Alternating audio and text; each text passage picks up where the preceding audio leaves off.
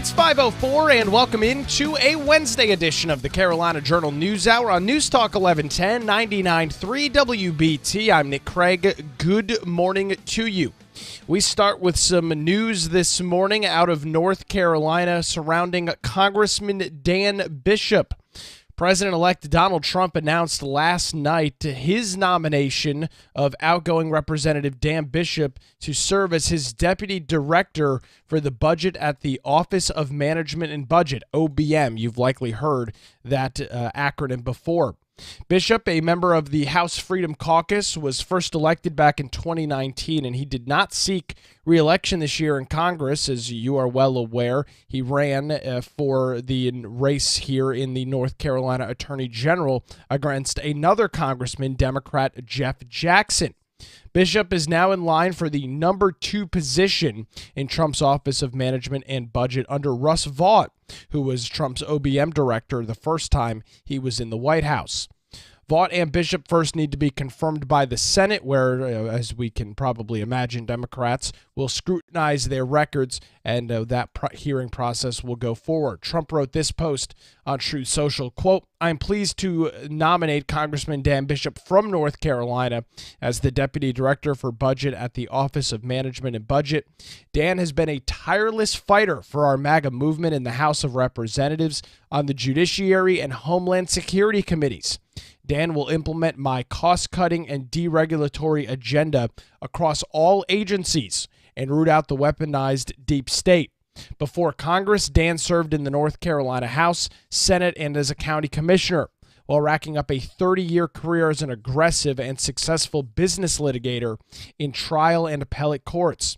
Dan earned his JD with high honors and a BS in business administration with the highest distinction from the University of North Carolina at Chapel Hill. Congratulations, Dan." That was the post on Truth Social last night from President-elect Donald Trump. Congressman Dan Bishop replying to that saying, quote, "I am so honored to be nominated by President Trump to serve in the stellar OBM team led by Russ Vought. Much work to do to fight for and implement President Trump's agenda, and I'm ready to get to it. Let's go." So some big North Carolina news last night. After an unsuccessful attorney general race between Democrat Jeff Jackson, Dan Bishop will be in a very prominent position, the number 2 in the Office of Management and Budget up at Washington, D.C. In the Trump administration. We'll continue to track those details throughout the morning and throughout this Senate confirmation process. And as well as over on our website, carolinajournal.com. It's now 5:07, News Talk 1110, 99.3 WBT. We've got an update this morning on a statewide hand-to-eye recount that was ongoing for pretty much the only race that we're continuing to track here on the Carolina Journal News Hour, that being the race for the North Carolina Supreme Court. To get some additional details on that this morning, it's my pleasure to welcome back to the News Hour Dr. Andy Jackson over at the John Locke Foundation. Andy, we've watched this unfold over the last month or so, and I guess this second recount is now said and done. Yeah, it's done. Allison Riggs, the incumbent, came out actually a little bit ahead in this partial hand-eye recount. So under the rules that they have, they're not going to have a full statewide hand-eye recount. So we've gone through now a original count, we've had a full machine count and a partial hand-eye recount, and all of them have had Riggs up by a little over 700 votes. You mentioned this, and we talked about this probably 2 weeks ago at this point, this partial hand-eye recount. They take, like a sampling of certain precincts and locations across the state, do a recount, and then if there's a big enough discrepancy, explain that process a little bit for folks that are just joining us this morning.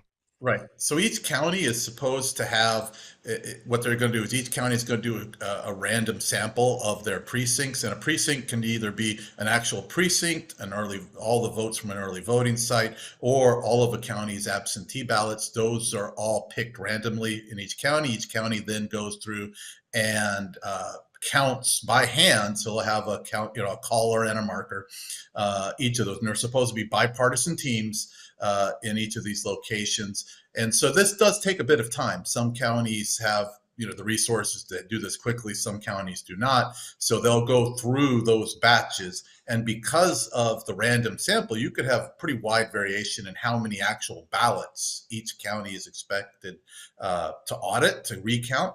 And so it does take a while. And once they get through that, they see, well, what is the variance in those precincts between the machine count, the machine recount, and the partial hand-eye count. The partial hand-eye recount, it becomes the official tally for those precincts, and then that goes into the whole mix. So as it stands right now, the current Democrat, Allison Riggs, who is serving on the Supreme Court and was running for her re-election in this case, she's up by about 730 votes. And while you just mentioned there's not going to be a full statewide hand-eye recount, there is still some outstanding and, I guess, unfinished business that we might learn a little bit more about coming up later on this afternoon. Yeah, the State Board of Elections has a meeting at 12, scheduled for 12:30 today, unless there's some last-minute delay. They're dealing with the protests from Jefferson Griffin. He's the challenger in the race, along with several state legislative races that they're hearing challenges about. And there's several categories. Griffin is challenging some voters who died where they submitted the ballot but died before Election Day. In North Carolina, you have to be alive on Election Day for your ballot to count. They're challenging some voters that they say were still convicted felons serving their sentence when their ballot was counted. They're also challenging some people who were never registered. But the biggest conflict they have is they're saying that there's a class of voters who are not properly registered with the State Board of Elections because they do not have either their driver's license number or the last 4 digits of their social security number on file with their registration. That's the biggest part of the 60,000 challenges that they're having. They're asking the state board to hear. So under federal and state law, you're supposed to have that, but the state board hasn't been collecting that data for those registrations. The question is that a sufficient problem that the state board should require those folks to present that information or have that ballot tossed? The state board has already ruled on this a couple of times over the past year. And so it looks like they're probably going to rule against Griffin on these challenges, and that'll lead us to the inevitable lawsuit. Well, that was going to be my next question. We know that the board is currently appointed by the majority of the board is currently appointed by Democrat Governor Roy Cooper. We've seen them make similar decisions in the past. So this presumably will go to court, as you just mentioned.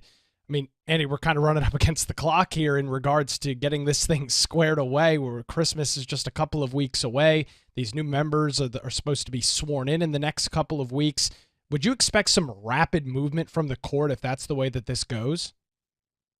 I do. I would expect that this is going to really get kicked into high gear. And the courts have done that. Sometimes the courts move at glacial paces, which is probably ideal if you want to have a full discovery, get all the facts out. But when you've got to settle an issue quickly, and they really want to have that seat filled in January, they're going to have to expedite matters. So I really do expect that this is going to get processed through the courts really quickly. Yeah, and we've seen a little bit of that over the last couple of weeks. We'll continue to follow those details. We'll also get an update tomorrow from Andy as well on that North Carolina State Board of Elections meeting. You're listening to the Carolina Journal News Hour. Where it's now 5:13, News Talk 1110, 99.3 WBT. It's time for a look at traffic this morning with Boomer Von Cannon. Hey, thank you, Nick. Well,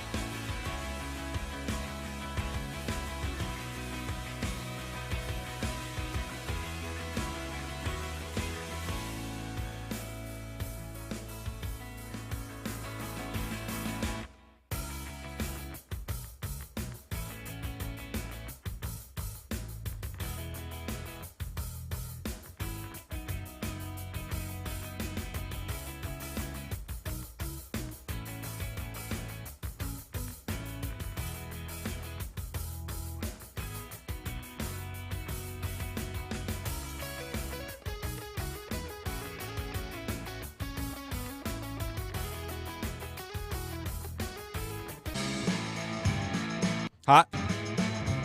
It's 521. You're listening to the Carolina Journal News Hour. My name's Nick Craig, News Talk 1110, 99.3 WBT. We are streaming live on our Carolina Journal YouTube channel this morning. You can also take the show with you if, waking up at 5 a.m. at the start of the show is not the easiest thing in the world. I get it. You can check out our podcast wherever you get your shows. Just search for the Carolina Journal News Hour or visit WBT.com and hover over the podcast tab.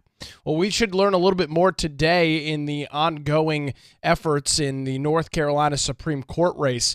Democrat Allison Riggs has extended her lead over Republican Jefferson Griffin in that race by 14 votes. That was following a partial hand-eye recount across the state, leaving her ahead by 734 votes out of over 5.5 million votes cast. This result eliminates and will not trigger a full statewide hand recount under state law. The State Board of Elections, coming up a little bit later on this afternoon, about 7 hours from right now, will address ballot challenges filed by Griffin affecting approximately 60,000 ballots. They've got a scheduled meeting just after 12:30 today.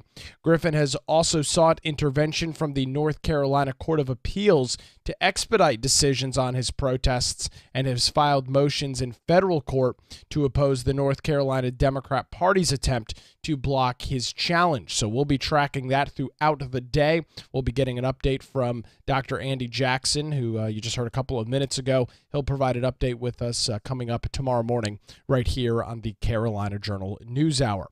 That's not the only news that we'll be tracking today. A busy day across the state as the North Carolina General Assembly is back in Raleigh this afternoon. It will be the House of Representatives as they look to override their likely final veto of this session before new members are sworn in early January on a Senate bill that provides an additional $220 million for hurricane relief across the state, bringing that statewide total to well over $1 billion from lawmakers.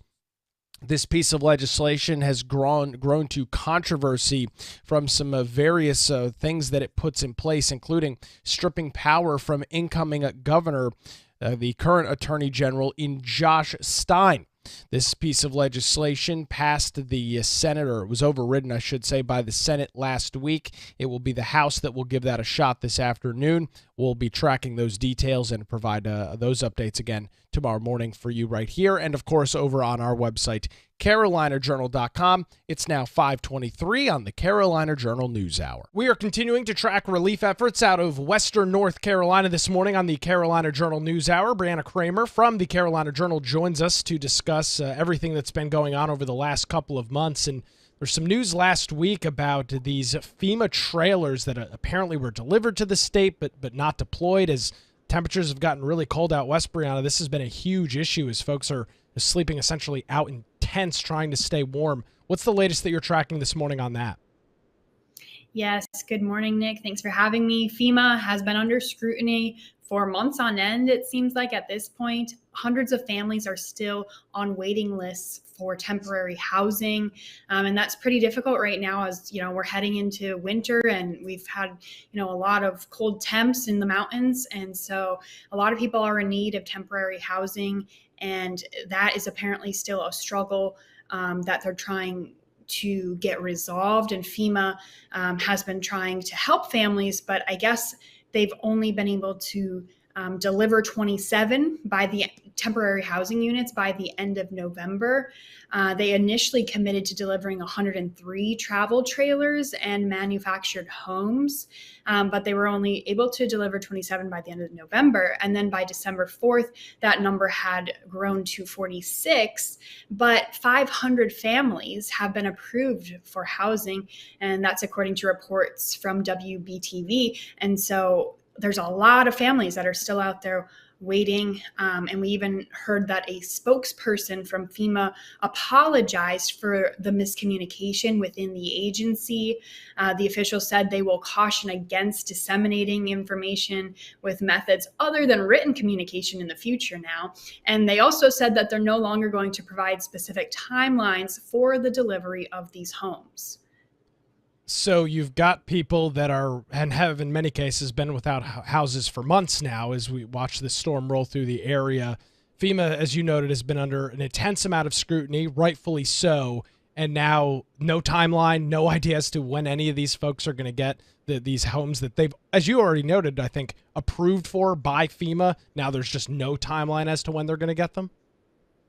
That's right. I think because of the miscommunication, now they don't want to provide any specifics because they don't want to be incorrect or, allow any misinformation to get out there.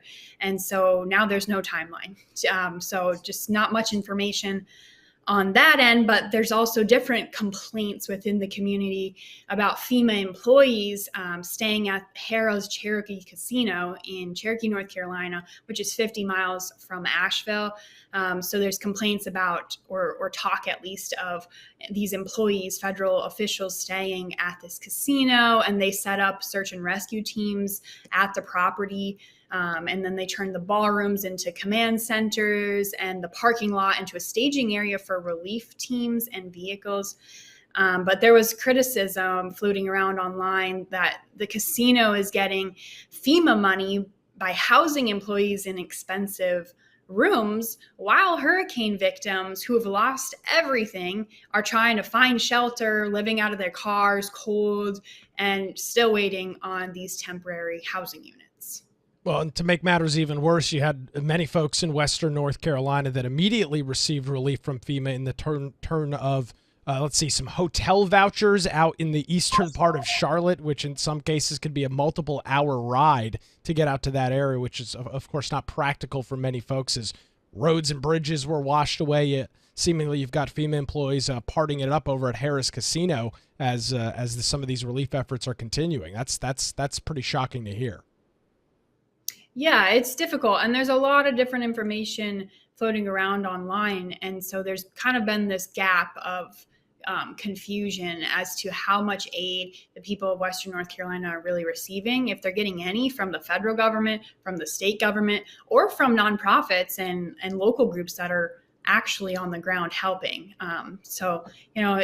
There still remains doubts as to how much help the people out there are truly getting. Let's tackle these nonprofits. We saw that Vice President-elect J.D. Vance was in the state on Friday. He was touring around with folks from Samaritan's Purse, who, Brianna, I think following this as long as you have been, they've been kind of the unsung heroes of all of this. They were literally on the ground day one providing a lot of this relief where unfortunately the federal government in large part let these people down. It was private charities and private groups that were bringing these folks the relief that they needed immediately after the storm. That's right. These private groups are organized. They have the people and the donations and the funding to be on the ground helping these communities. And so you have seen a lot of different nonprofits out helping on the ground. Samaritan's Purse has set up 6 response sites in communities that were devastated by Hurricane Helene. So there's 2 in Florida, 1 in Georgia, and then 3 in North Carolina. One also serving Eastern Tennessee. And across these locations, they have over 37,000 volunteers, and they've served over 5,000 families by mudding out homes and clearing debris, tarping roofs, and salvaging personal items, just helping out where individuals and families need it the most. And so Samaritan's Purse has been vocal in wanting to help, and they have plans to do a lot in the future as well. They do plan to build up to 1,000 homes that were lost to Hurricane Helene. And then the ministry's goal is to provide 500 manufactured home replacements and 500 new stick-built homes. So they have a lot of plans in the works, and it sounds like they're not giving up anytime soon. And they've made their plan, their strategy very clear and open. And it's, different than what we're seeing maybe from the government side of things. And we'll continue the conversation with that government funding coming up after this. You're listening to the Carolina Journal News Hour. 5:30, News Talk 1110, 99.3 WBT. Time to get another look at traffic on this Wednesday morning with Boomer Von Cannon. Hey, thank you, Nick. We have the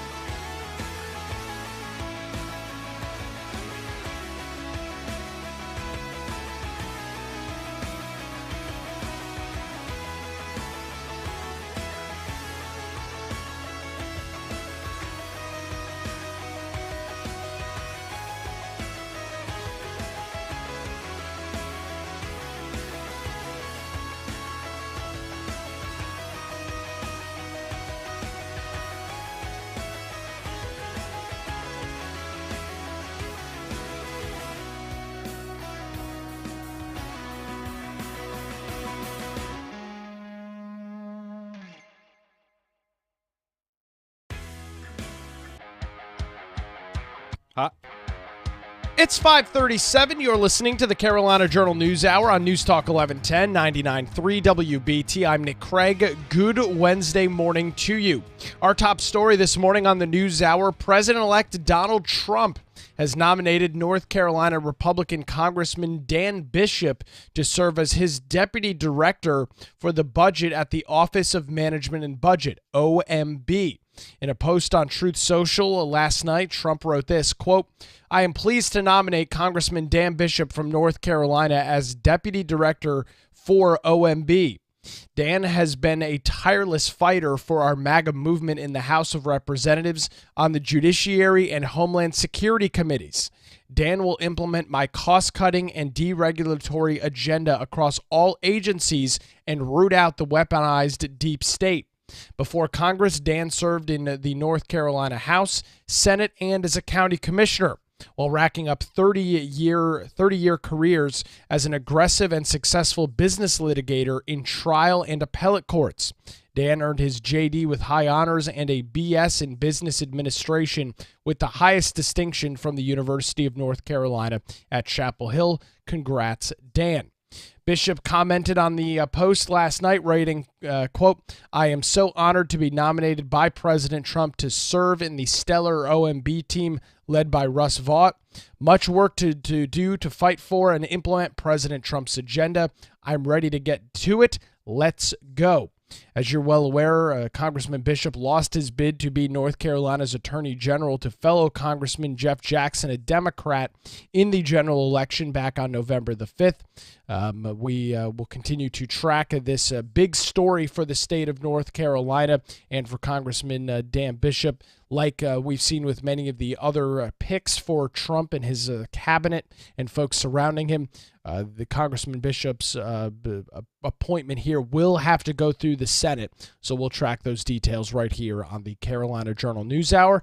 It's now 5:39, News Talk 1110, 99.3 WBT. Continuing our conversation this morning on the Carolina Journal News Hour, News Talk 1110, 99.3 WBT with Brianna Kramer. She works over at carolinajournal.com as we continue to talk about relief out in western North Carolina.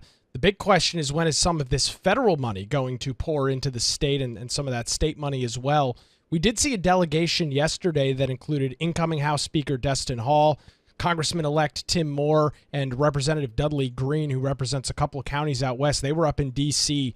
advocating for more relief. We've heard from Senators Tillis and Budd about that relief. Do we have any idea as to if and when any of this stuff is going to move forward in the waning days of the Biden administration? Well, it remains up in the air if Congress is going to be able to pass anything before the end of the session to provide immediate relief and immediate funding to North Carolina. But if we look to FEMA and the executive branch, last Friday, President Joe Biden authorized the federal cost share to be increased from 75% to 90% for public assistance projects after the first 180 days. So there's an agreement between the state and federal government for basically reimbursable aid. So whatever projects or anything that needs to be recovered, there's an agreement between the state and the federal government to get this moving in the right direction. Yeah, we're also hearing some conversations. Of course, we are running up against a government shutdown that's happening in about 9 days, and there's some talk that maybe some of this relief will be tagged onto a continuing resolution to keep the government operating through the end of the year. So we'll continue to track that. But on the state front, the House, the North Carolina General Assembly, and the House members are actually back in Raleigh. What is it, this afternoon, Brianna, to potentially deal with a veto override that would provide more relief? Yes, that's right. So the House could pass Senate Bill 382 this afternoon, and that would allocate an additional $227 million for disaster relief in Western North Carolina. It also has sparked a lot of controversy because it ends up taking away some powers from the governor and different executive branch positions and kind of transfers power to different Republican-held positions. So that sparked a lot of controversy, but it does indeed have a big chunk of money for Western North Carolina that actually would set the total state funding to over $1 billion at this point. So it would provide additional relief, but it remains up in the air if that can pass the House this afternoon, because they're going to need just the right amount of votes to override Governor Roy Cooper's previous veto. The Senate did pass this in a override vote last week, but the House would have to do the same today. Yep, and of course we'll be continuing to track that. Back to this 90% that you mentioned. So the state essentially is only going to be paying 10% of this tab on all of this relief, and if the federal government has got that money, as you understand it, they would pick up the rest of these state dollars that are already allocated. Yeah, it's a little complicated when it comes down to what the federal government has set up with, or FEMA really, the agreement on what they will cover. In the previous disaster declaration approved by Biden at the end of September, it made federal funding available for public assistance, hazard mitigation, and other needs, with a federal cost share of 75%. And then there was an amendment that increased the federal cost share to 100% for the first 180 days of the incident period. So there's different percentages on coverage and of exactly what is covered. But one interesting thing, part of the reimbursable aid includes the state offering to purchase homes from hurricane victims as a pathway toward recovery. That's controversial because it's offering these people the value of their home and then kind of leaving them. So I guess in a way they would be getting the money out of their home if they don't have maybe flood insurance. But at the same time, the government has, from what it looks like, is then taking over that land or purchasing it from them. So in a way it's aid. The assistant director of the emergency management at the North Carolina Department of Public Safety explained that hazard mitigation grant programs that's designed to protect properties from future disasters by removing vulnerable structures from floodplains, allowing floodwaters to recede more naturally. So basically it would identify properties that maybe were impacted by disasters or could be in the future and try to implement measures that will protect those homes or the homeowners from future or current damages. So those would be specific homes that were in flood areas that maybe won't be safe to remain in for the future. Great information this morning. We appreciate it. Brianna Kramer joins us from thecarolinajournal.com. You're listening to the Carolina Journal News Hour. 545 News Talk 1110 99.3 WBT. Another look at traffic this morning with Boomer Von Cannon. Hey, thank you, Nick. Some good news now.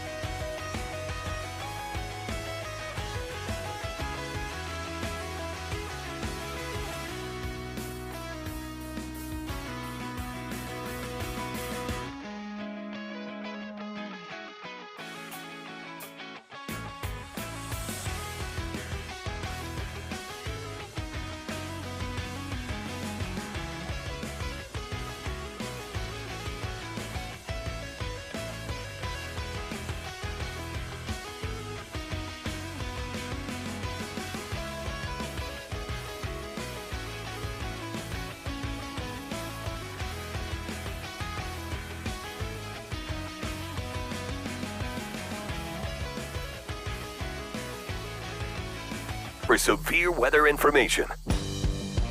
Hot. It's 5:52. You're listening to the Carolina Journal News Hour, News Talk 1110, 99.3 WBT. We are expecting a busy day across the state of North Carolina. We've got a couple things that we'll be tracking throughout the day over at carolinajournal.com. First, we will start with a hearing for the State Board of Elections. The NCSBE will be meeting shortly after noon today, where they will likely be dealing with a bunch of ballot challenges, a couple of those that have been brought forward by Republican Jefferson Griffin in the race for the North Carolina Supreme Court. There was a hand-eye sample recount that took place throughout the state over the last couple of weeks, and with that, the Democrat in that race, Democrat Allison Riggs, who currently serves on the bench, is currently leading by 734 votes. However, Griffin is challenging approximately 60,000 ballots, and the State Board of Elections will hear those ballot challenges and likely make some decisions during that meeting today. Now, as we talked about earlier this morning with Dr. Andy Jackson from the John Locke Foundation, in all likelihood, the SBE will not go in the favor of Jefferson Griffin, and that will leave us kind of in some uncharted territory as we're likely to see some legal challenges after those decisions. So that is one of the top stories that we'll be tracking throughout the day, and we'll have details again over at carolinajournal.com, and of course coming up for you on a Thursday edition of the Carolina Journal News Hour. While that is going on up in Raleigh at the State Board of Elections headquarters, well, just down the street, it will be the North Carolina General Assembly that will be back in session. The House is set to return to Raleigh today for what could be likely their final votes of the year and their final votes of the session. As you're well aware, Republicans have likely lost their veto-proof majority in the legislature during the November the 5th general election, and new lawmakers aren't sworn in until January. So for the next couple of weeks, it will be the final chances for the GOP to get through any business that they've got outstanding and get that done and potentially deal with veto overrides. Three things that we'll likely be looking at today. Two proposed state constitutional amendments could be voted on today, as well as Senate Bill 382, which allocates more money for Western North Carolina, an additional $200 million. That brings the state's total. And again, I say this is the state's total, no federal match, nothing like that. The state's total to over $1 billion worth of aid that they have already allocated to Western North Carolina. And as we have talked about in the last couple of weeks and months, this is going to cost a lot more money than that, and it's going to take a lot more time. So you can imagine as new lawmakers are sworn in January, the long session begins, the budget conversations for the biennium begin. You will likely see millions, if not billions, of more dollars allocated to portions of Western North Carolina. However, Senate Bill 382 does include some controversial issues. It does strip a wide variety of powers and duties away from the state executive branch that is going to be filled shortly by Democrat-elect Governor Josh Stein, who is currently the Attorney General in the state. Governor Roy Cooper, as you can imagine, vetoed this legislation, Senate Bill 382. He called it unconstitutional. The state Senate voted last week to override his veto, and if the House does that later today, we're expecting that in the afternoon hours, well, then we will see that law or that bill become law. So that is the other big story that we're going to be tracking throughout the day. The bill would take away the governor's control over the State Board of Elections and give it instead to the State Auditor's Office. That position soon to be held by Republican Dave Bolek. It would also take away influence and power that both the governor and the Attorney General held over the State Utility Commission, which regulates and votes on rate increases from Duke Energy and other utility companies, and either give those powers to the Republican-controlled positions or eliminate them entirely.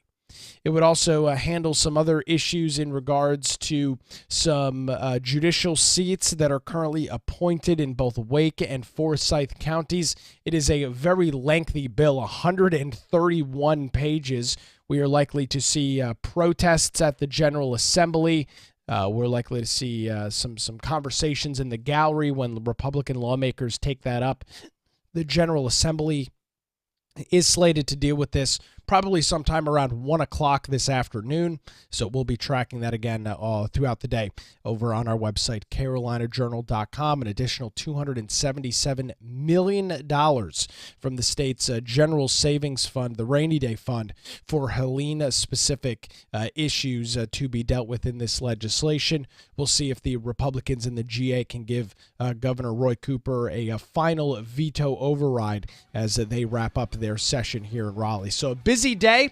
We'll have all of it covered for you. That's going to do it for a Wednesday edition of the Carolina Journal News Hour.